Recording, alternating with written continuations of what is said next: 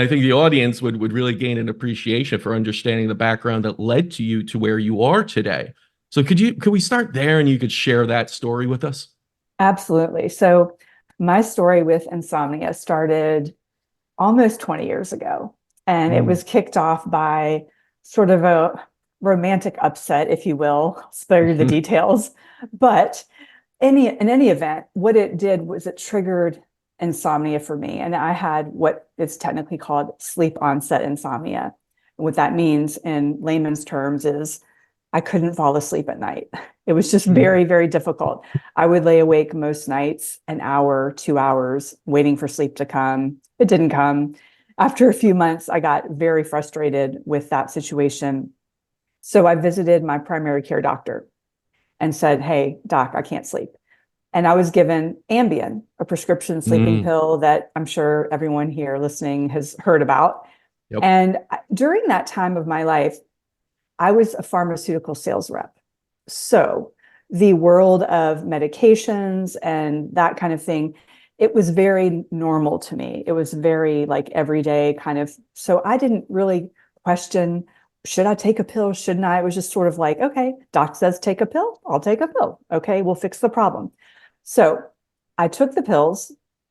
They did get me to sleep more quickly. However, the next day was not good. And what I Yeah. mean by that is there were a lot of side effects for me the next day: grogginess, brain fog, um, just trouble focusing. And at this time in my life, so I switched over from pharmaceutical sales to public health communications. And part of my job was putting together like PR things very quickly. And so I was on a tight deadline often. And I remember several times my boss being like, "Why aren't you writing fast enough?" And I was like, "Oh my gosh."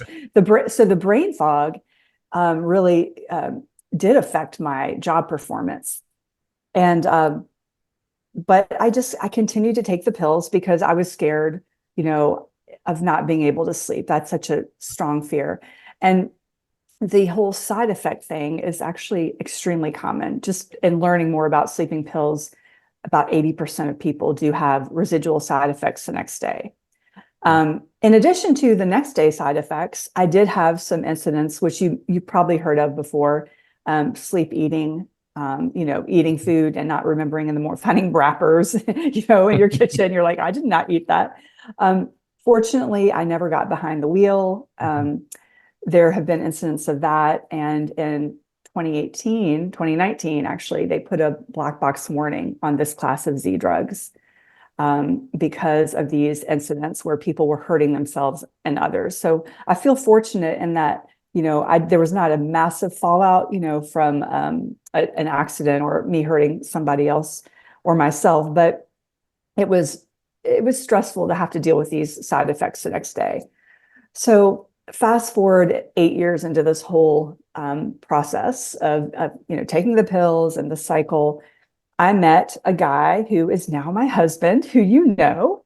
Yeah. And when we were first starting to date, he said, it kind of freaks me out that you take those pills before you go to sleep because you become like a zombie. You're not yourself. And it's a little bit odd.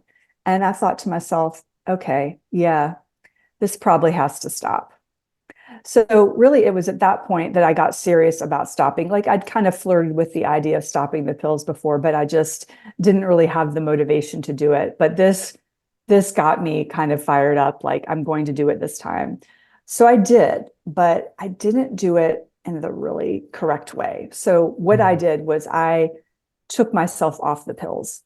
I tapered the pills. I cut them in halves and quarters. And that is actually, what you're supposed to do. You're not supposed to go cold turkey. You need to kind Mhm. of decrease your dose.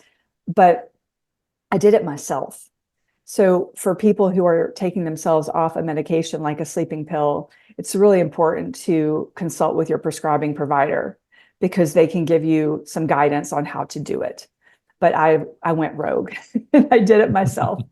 And fortunately, just because, I have a lot of grit and determination, I made it through. And, after I got off the pills, I slept fine. I didn't have like rebound insomnia. I slept fine. I mean, I wasn't like the world's greatest sleeper, but I was free from the insomnia. So it was a relief. And then slept well for many years. And then there was a plot twist. And that plot twist is something that we all went through collectively.